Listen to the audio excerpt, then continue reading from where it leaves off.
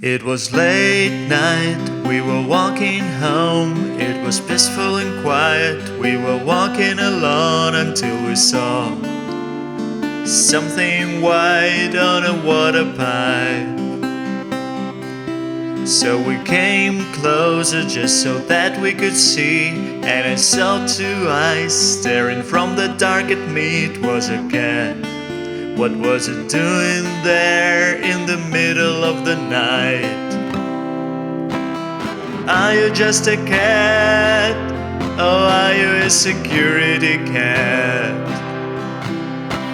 Sitting here at night, protecting our flat. Why are you sitting here so late?